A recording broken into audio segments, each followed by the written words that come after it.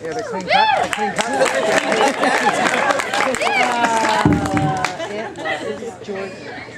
Thank you for the introduction. Before I start, I would just like to say how beautiful the bridesmaids look tonight. You guys really do look gorgeous. I first met Sander nearly 8 years ago at Pearson Airport.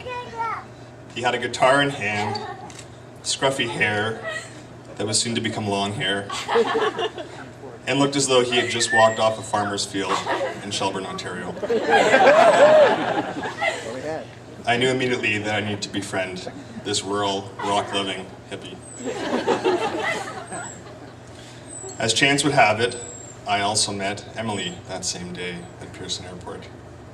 We, and a number of others who are here with us today, were off on an adventure to Switzerland for our final year of high school. And although Sander and Emily didn't know it standing in line at the airport, it was to be a year that would shape the future of their lives. The time we spent in Switzerland proved to be an amazing experience. While I was there, I shared a house in a town called Beauvais with Sander and our friends Tristan and Phil. Over the year, an incredibly strong friendship formed between the four of us, one that I'm sure will last a lifetime. It was a year that was filled with new friendships, independent travel, and for Sander, even some accidental travel. One night, on his way home, Sander fell asleep on the train and woke up in France. That was the last time we let Sander take the train home by himself. At school that year, a friendship formed between Sander and Emily as well. A friendship that often involved Emily encouraging Sander to do embarrassing things, such as cutting his own hair, having eating competitions, and Sander dutifully obliging with her requests. Already signs of a good relationship were forming. When that year abroad finished and we all parted ways, Sander and I headed to Halifax to start our university careers. We shared a flat out east with our friend Mike and somehow managed to come out of that year relatively unscathed, with exception of one squash game that left Sander nearly blind and with a serious black eye. While we were at university, Sander was always the man to rely on if you needed an essay proofread or if you needed a job application reviewed. He gave sound and unbiased advice, and I'm always grateful for that.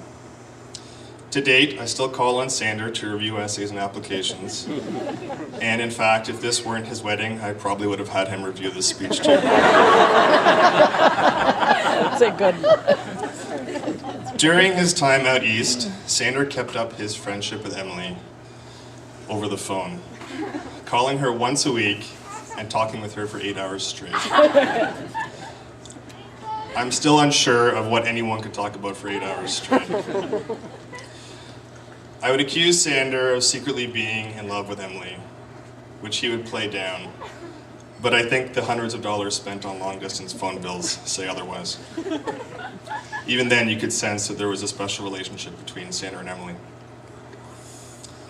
Our summers throughout university were spent tree planting in BC. If you ever want to get to know a man really, really well, I suggest taking a 78-hour bus ride from Toronto to Vancouver. Our time in the bush camp allowed for a lot of discussion about life, our goals, the future, and of course, women. For Sander, that woman was always Emily. Life in the bush was difficult, especially for Sander, who never seemed to figure out how to set up his tent properly. Somehow he would always set up his tent on a floodplain so that the first rainy night of every season, you would hear cursing and rustling coming from Sander's tent as he tried to avoid the flooding. And thus, he was destined to spend every season in wet clothing and a damp sleeping bag, with only thoughts of Emily to keep him warm at night.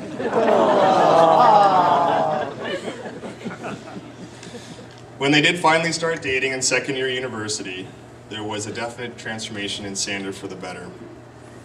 Although he maintained his laid-back, rock-loving attitude, managing to write and ace an 80-page thesis on Western Canada while always having at least 3 or 4 beers in his system and Pearl Jam blaring in the background. There was a certain shift in maturity that can only come from being in a strong relationship.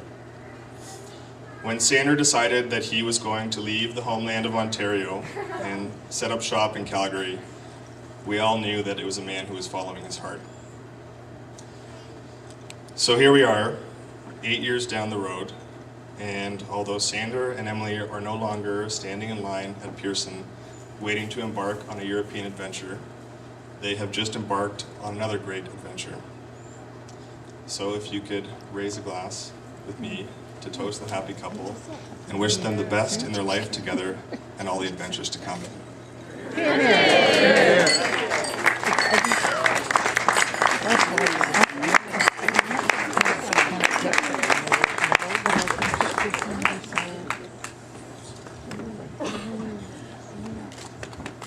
That was a good speech.